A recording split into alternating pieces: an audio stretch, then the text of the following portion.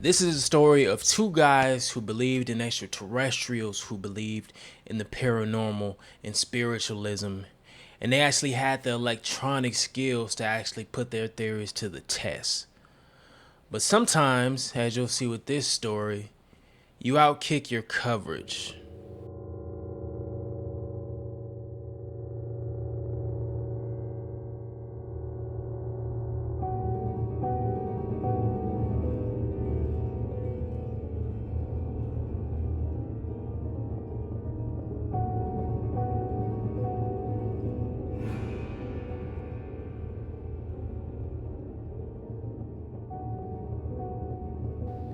There's a teenage boy flying his kite at Vintame Hill in Rio, Brazil. And as he's flying his kite, having his fun, looking at the clouds, he notices two men that are laying completely still. I mean, these men are like statues, they aren't moving. So he gets as close as he can, and he notices that they're wearing suits. But they don't just have suits on, they have raincoats on top of the suits. He calls 911.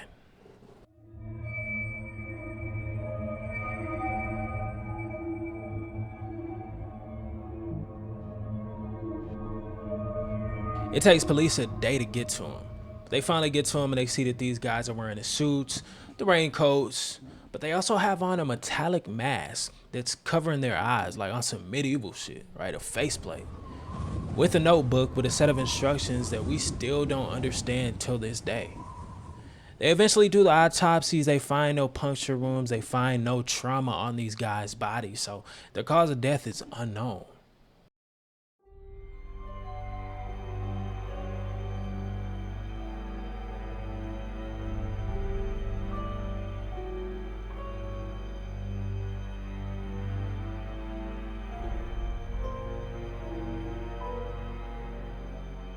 The two guys on the hill were actually pretty good friends. They had known each other forever and they both were electronic technicians. They also had a home-based TV and radio repair business together, and people would describe them as reliable, type of guys that get the job done. They see everything through. But as you know, everybody has secrets, and they weren't an exception to the rule. They told their wives on August 17th that they were going to Sao Paulo to go pick up some things for the business, but that was a lie. They went to Niterói instead, which is the opposite direction. And when they got to Niterói, they went straight to an electronics shop. Miguel and Manuel enter the shop and they speak to the owner because they desperately need an AM FM frequency generator. The owner is flabbergasted. He's like, why would I have this in my humble shop? And you guys are experienced technicians. Why would you come here expecting that? The guys leave empty-handed and it's raining cats and dogs outside. So they make their way to a general store so they can buy raincoats.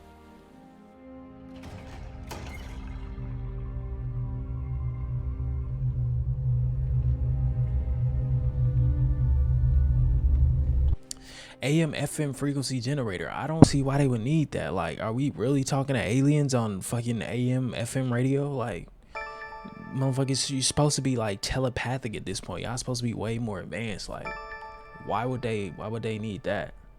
And I don't know, shit weird, man. Doesn't make sense. The cashier said their vibe was extremely weird. They were nervous, they were fidgety, as if something just happened to them and they're still trying to recover. But nonetheless, they go get the raincoats, they get to the counter, they purchase it, and they walk outside into the downpour of rain without even putting it on. Make their way to a bar, and instead of getting alcohol, they get mineral water. And they walk down Pinto Street to the base of Vintame Hill and get ready to climb it. Now, before we continue, let's rewind back to May. There's some backstory that needs to be covered.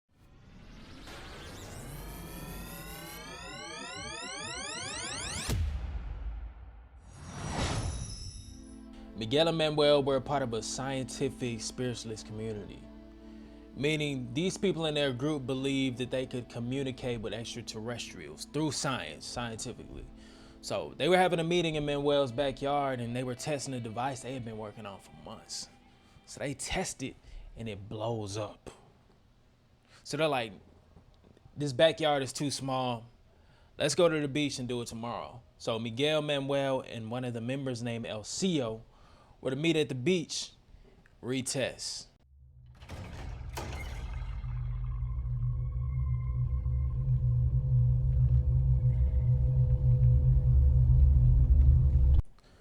From the backyard to the beach makes no sense. I mean, I would think you want to go like to the countryside or something like that, somewhere where it's fucking nobody, where there's nobody there. But they say from the backyard to the beach. They meet up around 8, do the retest, and it goes horribly wrong.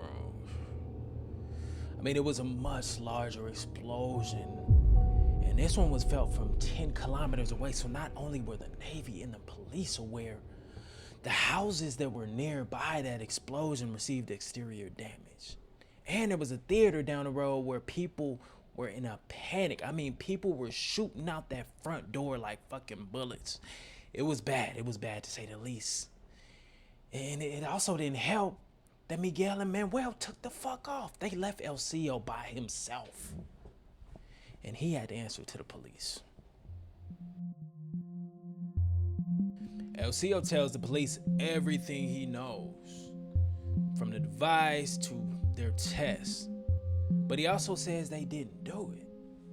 Supposedly a large luminous object was rising out of the ocean, and it caused Miguel and Manuel to panic.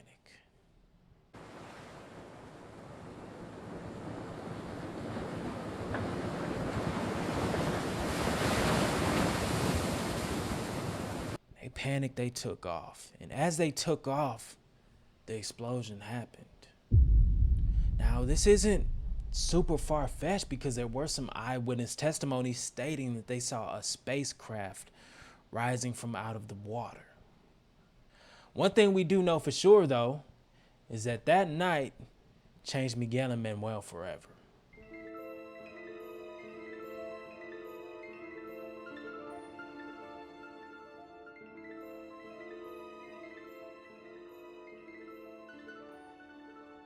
The experiment actually worked. Whatever the hell showed up, whatever that bright luminous object was, is exactly what they were trying to conjure.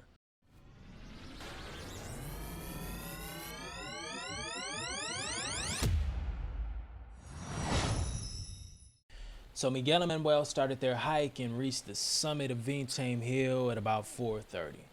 They brought their supplies as well as a handwritten set of instructions that was not written by them, that they were to follow to a T, as well as capsules that they were supposed to ingest.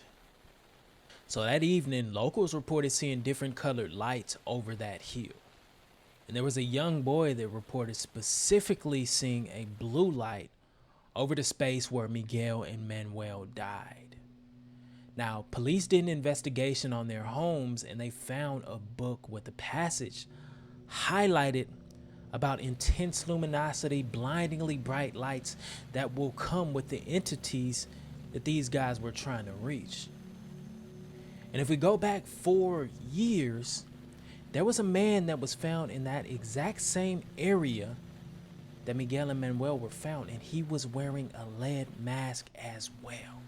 Police found a note on their person stating 1630, be at specified location. 1830, ingest capsules after the effect, protect metals, await signal mass. Now what we do know is that it's not their handwriting. These guys did not write it. We also cannot find any traces of the capsules that they ingested.